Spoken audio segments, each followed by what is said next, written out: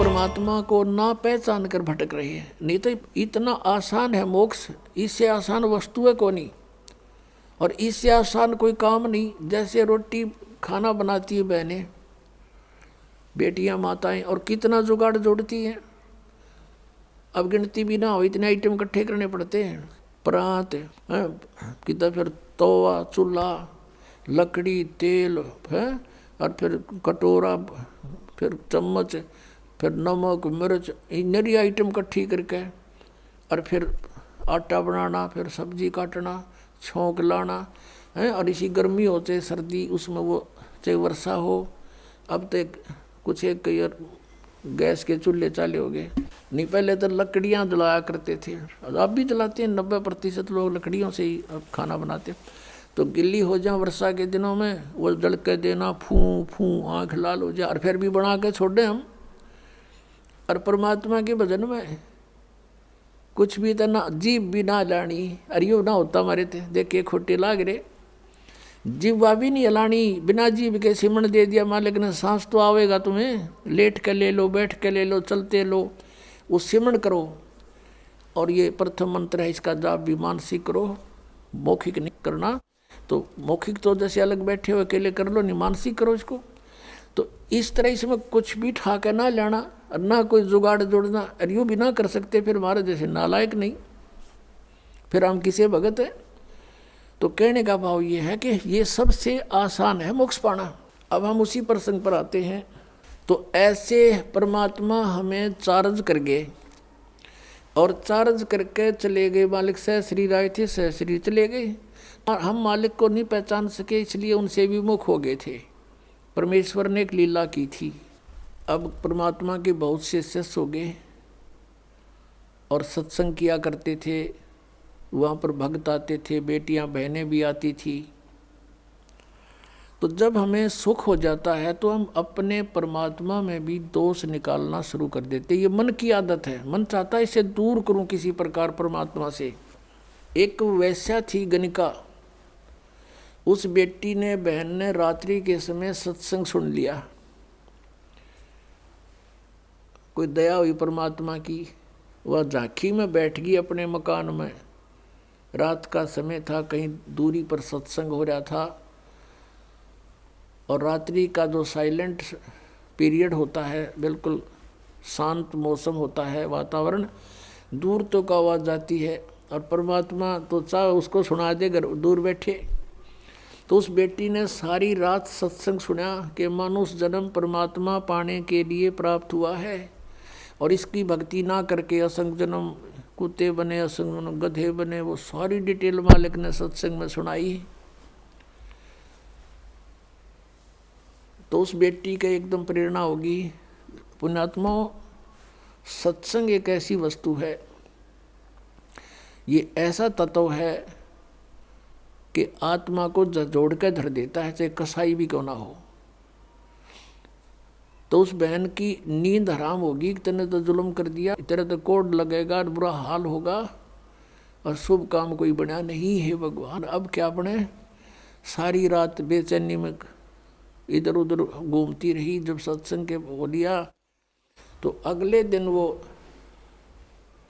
फिर मालिक ने दया करी, वहीं आसपास किसी दिन 1-2 दिन के बाद वहीं सत्संग उसके हो गया आसपास। अब वो लड़की वहाँ पहुँची, परमात्मा से कहा कि हे गुरुवर, क्या मेरे जैसी पापन का भी उद्धार हो सकता है? परमात्मा ने कहा बेटा, उसने कहा, परमेश्वर ने पूछा कि आप क्या बात बेटी, या तो कोई भी मुझे निरपराध व्यक्ति नज़र नहीं आता, सभी कोई ना कोई अवगुण करते ही रहते हैं, और सत्संग में उसी का समाधान होता है। उस लड़के ने कहा, परमात्मा मैं तो बहुत निकम्मी औरत हूँ, ऐसे ऐसे मैं गणिका हूँ, वैसा हूँ, क्या मेरे जैसी दुष्टा का भी उद्धार हो सकता है? परमात्मा ने कहा बेटा, अब कितना ही मैला कपड़ा है, उसका साफ करने का तरीका साबुन और जल है। सत्संग यही काम करता है।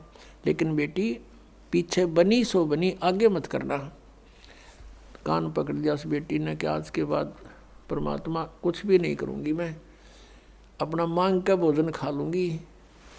फिर परमात्मा ने कहा बेटा जो भी तेरा ठीक है संस्कार था, लेकिन इस संस्कार को चेंज कर देंगे हम, भक्ति करना।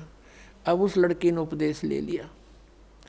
अब पुण्यात्मा जिसका लागा सोतन जाने, उसने तेन सोचा तू मरगी कति बिरान माटी होगी तेरी, और उम्र भी 40-45 के आसपास हो चुकी है।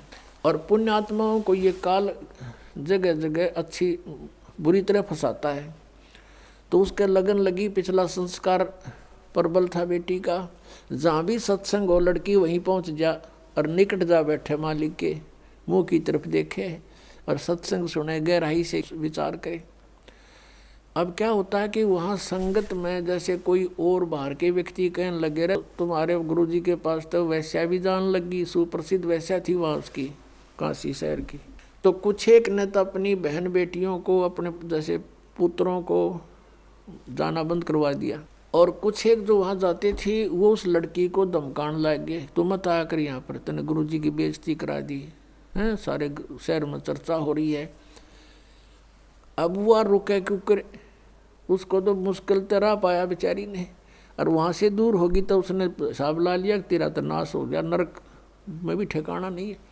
तो अगले दिन परमात्मा के सामने रोने लगी, प्रभु आपकी बेटी है तो पापन, प्रदाता अपना आश्वासन दिया है कि पापी भी पार हो जाते हैं, इस आस में मैं आपके चरणों में लग रही हूँ